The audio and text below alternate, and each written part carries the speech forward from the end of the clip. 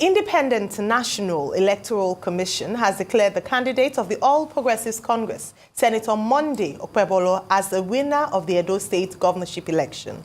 Senator Okpebholo polled 291,667 votes to defeat his closest rival, the candidate of the People's Democratic Party, Asue Ighodalo, who polled 247,274.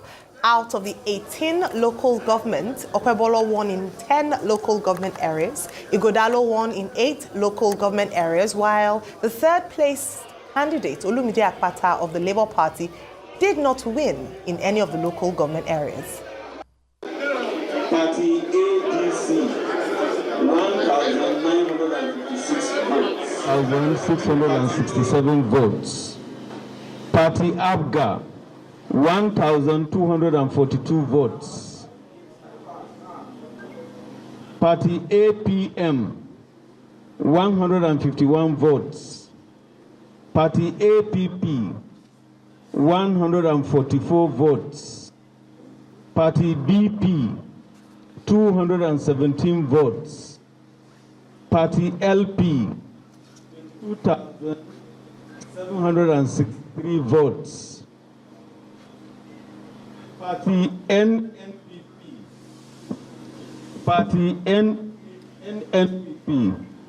1,034 votes. Party NRM, 720 votes. Party PDP, 247,274 votes.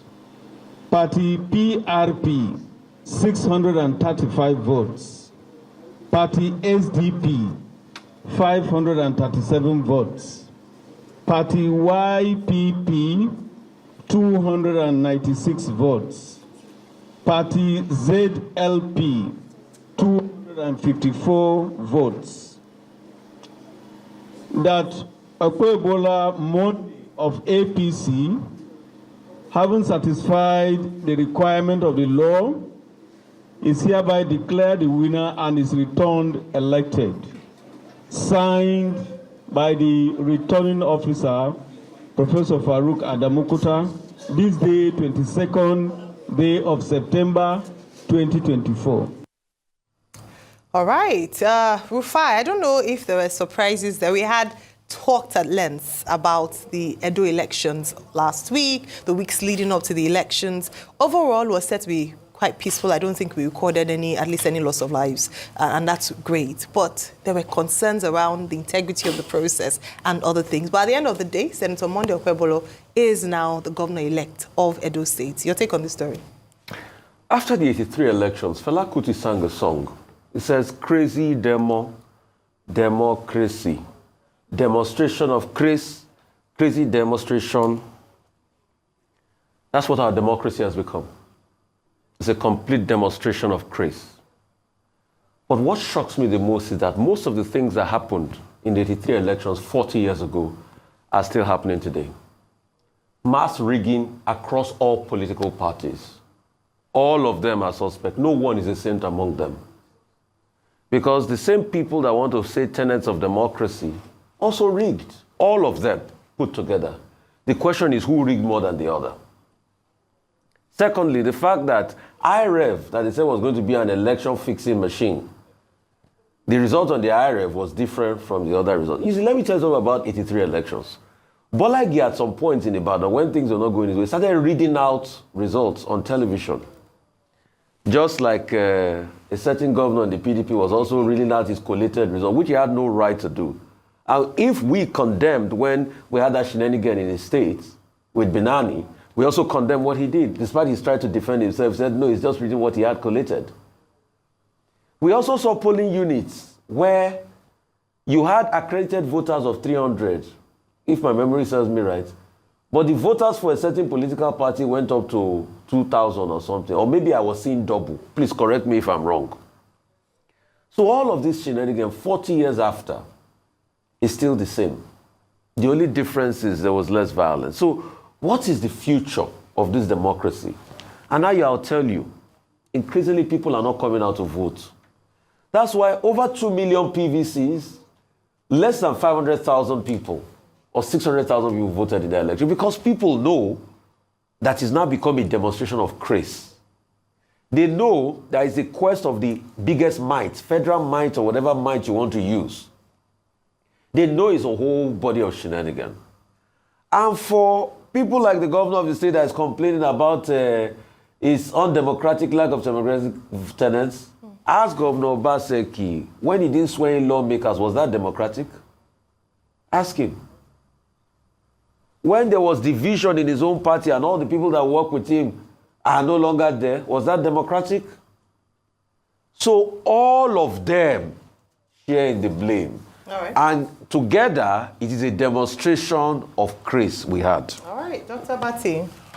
Okay, very interesting outcomes from Edo State, but should anybody be surprised? Ahead of the election, the PDP was already saying that there was an indication that there will be the supremacy of federal might. But what has now happened, it would seem from the PDP perspective that, well, this is an imposition of federal might. So that's with regard to the conversation about federal might versus people's might. And it was in that regard that Aswe Ighodalo, the candidate of the PDP, has come forward to say that what happened will rank as the worst election ever conducted in Nigeria. And that is why the governor of the state has also come forward to say that the people's mandate will appear to have been stolen. But he has called for calm, and he says, the aggrieved should seek redress through due process laid down by law. So the drama of Edo State, some other people will say, in the fight between Adams Oshiomhole, senator, former governor, and Godwin Obaseki, that the enemies of Obaseki have won. Who are the enemies of Obaseki? Number one, Philip Shaibu, who is going to come on this show, shortly. I expect him when he comes here to stage a dance for us, to beat his chest and say, oh, King Kong has won against the forces of Obaseki. So you had the battle of the godfathers. The other players, Danobi, Osage Yamu, Kabiru Ajoto, all these people, they said, before now, that they put Obaseki there and that they will not allow Obaseki to put another person there. So, in a sense, this vote is also a vote against Obaseki. How you interpret it, depends on, your understanding of the details in Edo State. Number three is that the people who, analyzed this election before now said certain factors will play. They pointed at economic hardship in Nigeria. That economic hardship will create a situation whereby the people of Edo State, who have been part of the end bad governance process and who have a lot of enlightened people, will say that no, the APC government should not be rewarded with victory in Edo State. But that's precisely what has happened. The APC has been rewarded.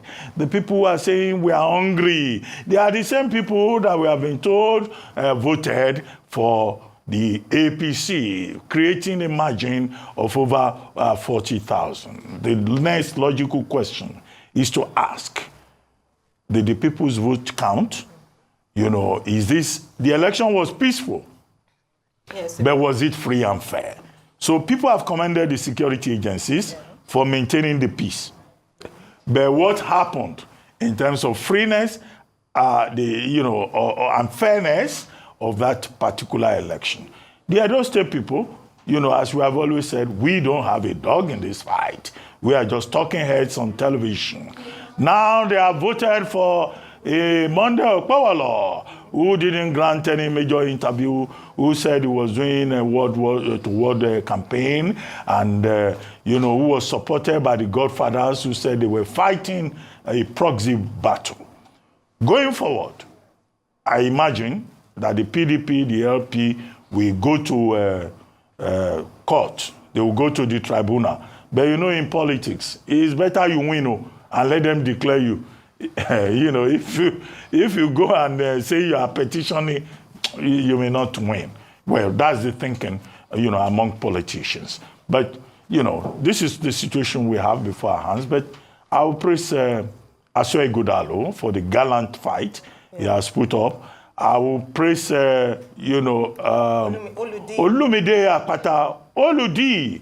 If we were to vote on the basis of beauty of advertisement, Olumide Akpata will have won arms down. But it's okay. It's a good beginning for him. And it's also a good beginning and a, giant stride for Okpebholo.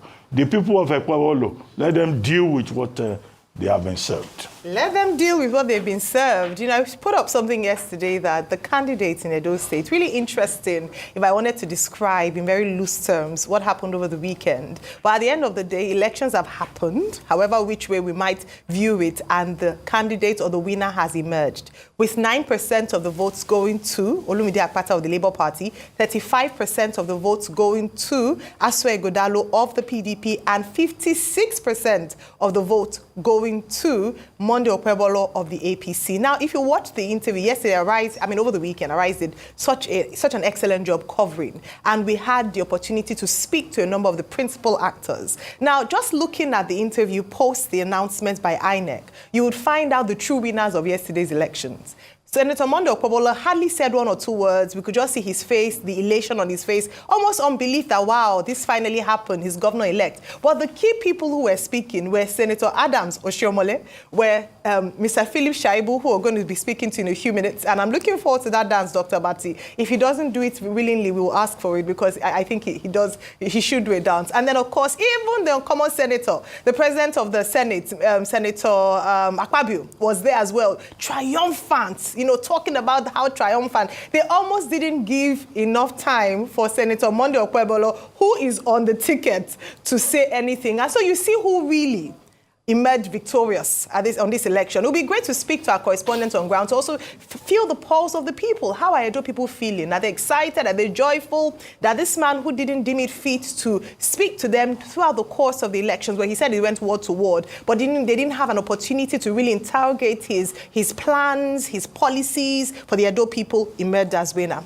Interesting times. We'll be discussing this in detail when we get to newspaper review. I'd like to just dissect a few things that could have caused. The PDP crisis cannot be taken away from this. The fact that their house is in disarray and they want to win elections, that's food for thought. The people themselves, and the fact that the quality of education for the electorate who then go out to vote, very important. Well,